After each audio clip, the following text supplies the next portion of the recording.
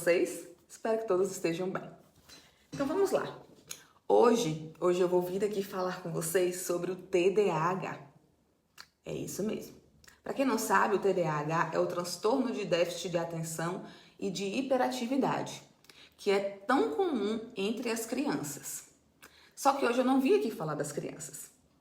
Muito pelo contrário, eu vim aqui falar com vocês sobre o TDAH adulto.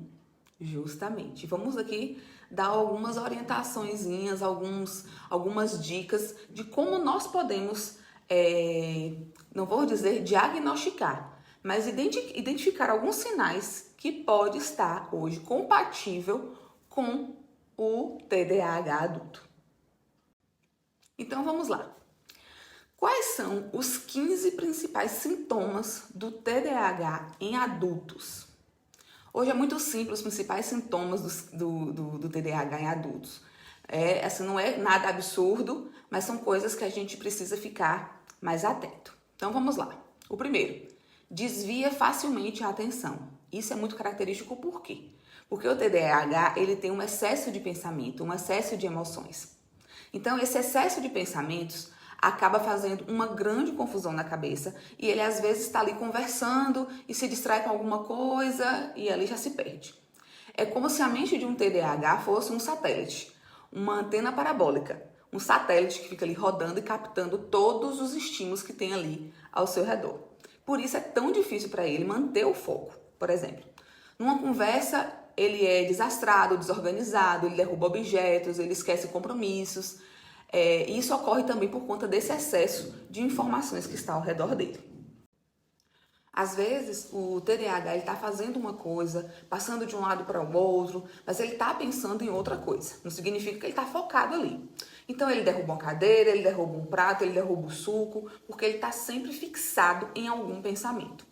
Isso acontece com grande frequência. O TDAH, em geral, ele é desastrado. Então, ele acaba esquecendo uma chave, ele esquece coisas importantes, porque ele faz tudo no automático. Ele está com o pensamento aqui e está fazendo as coisas ao seu redor no automático.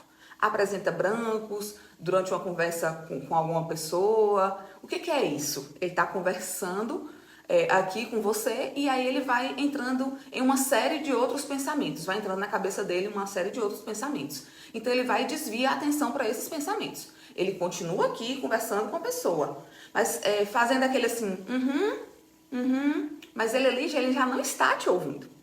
Então, é muito importante que o TDAH, ele tenha essa sinceridade de falar, tipo assim, gente, perdão, eu me perdi aqui nos meus pensamentos, teria como você repetir o que você está falando? Eu não consegui entender o que fulano disse, né? Mas assim, me desculpa, eu tô aqui com você, eu tô ouvindo, né? Então é importante a gente falar assim, ei, hello, Marte, chamar a pessoa de volta. É muito importante que essa pessoa ela tenha essa habilidade enquanto ele não consegue ter o domínio do controle destes pensamentos. Um outro sinal também muito importante é interromper a fala do outro. Isso também é muito comum, que é caracterizado pela impulsividade. Então, é comum também no TDAH adulto, você tá falando com alguém e aí no meio da conversa, ela fala e muda de assunto. Sim, mas e fulano? Tipo assim, ela lembrou de um fulano porque ela estava pensando nesse fulano, né? Então, o que ela vai e fala? Ela interfere isso no meio de uma conversa. Eu falei de fulano, você tá sabendo de fulano? E aí entra outra história, né? Então a pessoa tá conversando, ela não espera a pessoa concluir. E às vezes isso é muito chato. Parece uma falta de educação, parece uma desconsideração. Mas é sim um sintoma do TDAH. Ela comete muito erros de fala, de leitura e de escrita. Mas isso acontece por quê? Pelo excesso da velocidade. Ela pode escrever tão rápido que ela acaba comendo sílabas. Ela pode também ter uma dislexia associada ao TDAH, porque também é muito comum. E aí ele vai começar também a ter dificuldade em pronunciar determinadas frases, algumas palavras, trocar palavras. E às vezes também muita dificuldade em ler ou escrever. Isso a gente tem que ficar sempre atento, porque não é só por si só, é pela velocidade. Né? A escrita também pode ter as letras e as sílabas comidas, então as pessoas elas podem também engolir ali no meio, na hora durante a escrita também. Vamos falar agora um pouquinho sobre hiperfoco. Mas o que é isso? O que é a presença do hiperfoco? O TDAH, ele tem uma dificuldade de se concentrar, mas em compensação, quando ele gosta de alguma coisa, ou seja, quando ele tem um interesse por alguma coisa e essa coisa faz com que ele libere a dopamina no seu cérebro, né, que faz ele sentir esse prazer, o que a gente chama, é o que nós chamamos de hiperfoco, ou seja, ele consegue se concentrar muito mais do que em outros tipos de estímulos, por exemplo, muito mais acima da média. Então é muito comum que o TDAH ele tenha muita dificuldade em algumas coisas, só que em um ou outro assunto específico, ele vai ter um talento muito bom. Ele vai conseguir se concentrar, ele vai ter o que nós chamamos de hiperfoco, porque vai fazer com que ele se desenvolva muito melhor, porque ele vai conseguir ficar horas e se dedicar profundamente naquilo. É por isso que eu gosto de falar que no TDAH tem essa instabilidade de atenção. Ou ele é muito ligado em alguma coisa, ou ele é muito disperso para tudo. E esse é o tal do famoso hiperfoco. Um outro ponto muito comum também, ele mexe e remexe na cadeira, balança os pés, rabisca papéis, isso principalmente se o TDAH for do tipo mais inquieto.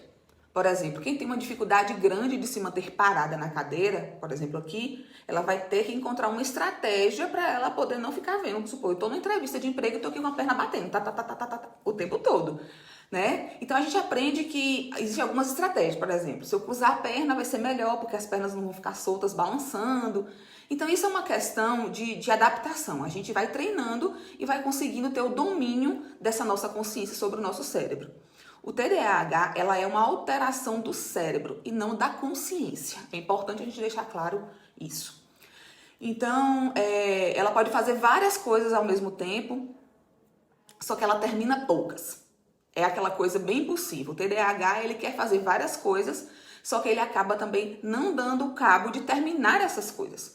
Então, ele é uma pessoa muito bacana para iniciar um projeto, para ter ideias, mas é uma pessoa que tem muita dificuldade em cumprir essas ideias até o fim.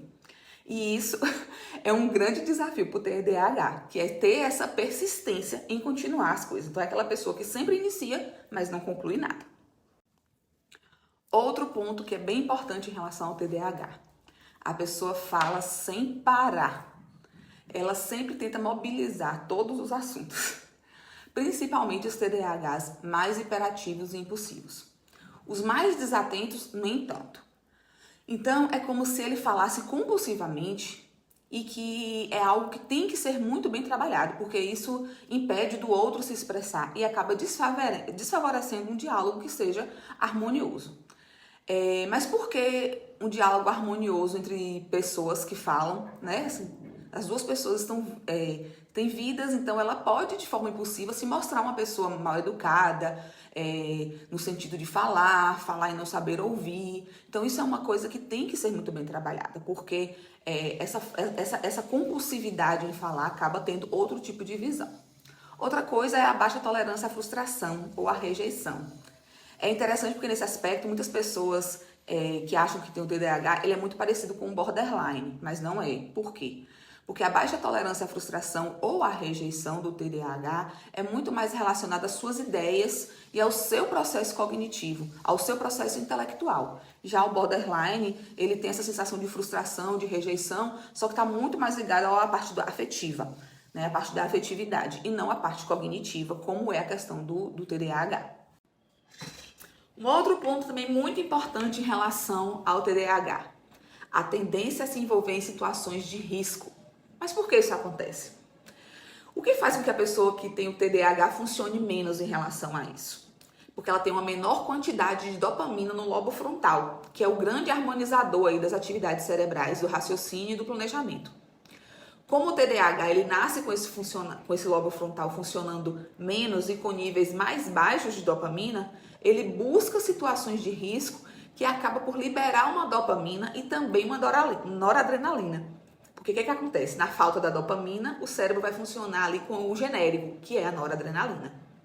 A gente pode dizer, então, que ele busca por essas situações de risco justamente para ter esse nível de dopamina e de noradrenalina mais alto, para ele poder ter um funcionamento global do cérebro. Outro ponto interessante também, de sinais. Uma tendência a compulsões por comida, compras, drogas, etc. E por que isso? As compulsões, elas vêm exatamente da falta da dopamina. Tudo que é compulsão, seja por drogas ou por comportamentos, ela faz o organismo liberar a dopamina. E isso faz com que você tenha um prazer imediato. Só que logo esse prazer passa e você vai precisar de mais, de mais e de mais. E é aí que vem é caracterizado a dependência por algo.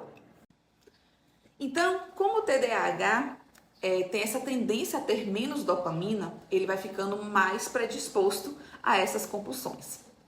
Outro ponto também importante, a baixa autoestima. Principalmente porque o TDAH, quando ele não sabe que ele é um TDAH, ele vai sofrendo sem entender o porquê. E ele acaba se achando totalmente inadequado diante das diversas situações que ele passa. E por que as pessoas viram a cara para ele?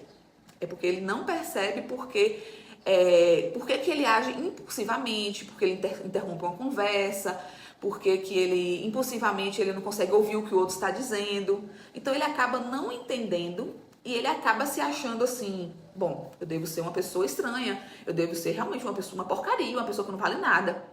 Então ele acaba se dando esse rótulo e que vai ser muito ruim para a vida dele. Né? E começa a ter os prejuízos na vida afetiva, na vida social, na vida profissional, na vida acadêmica, enfim.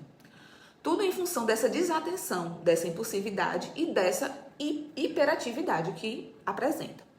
Principalmente o lado profissional e acadêmico. Ele começa em uma profissão, troca porque não está satisfeito, qualquer dificuldade ele já passa para outra, ele quer dizer assim, que ele está em busca de uma inquietação, é a impulsividade. Então, na vida afetiva e social, é essa incapacidade de se expressar de maneira adequada, de uma maneira organizada, de conseguir ouvir o outro, de ser ouvido, de deixar claras as suas ideias. Então, isso tudo vai formando uma grande bola de neve, mas tem como se tratar e tem como melhorar. As pessoas precisam entender isso em relação ao TDAH. Né? Bem, gente, esse vídeo aqui é um vídeo onde eu trouxe alguns sinais, assim, onde a gente pode estar observando, principalmente em relação a adultos, porque tem aparecido muito isso em adultos agora, essa identificação voltada para adultos, e é só para você tentar, isso aqui não é para fechar diagnóstico, é só para você falar assim, peraí, mas eu tenho alguns sinais disso, então deixa eu procurar a ajuda de um profissional, para eu ver como que eu posso tratar isso de uma melhor maneira. Né? Então serve apenas de um alerta e de orientação, tá bom? Um beijo e até o próximo vídeo.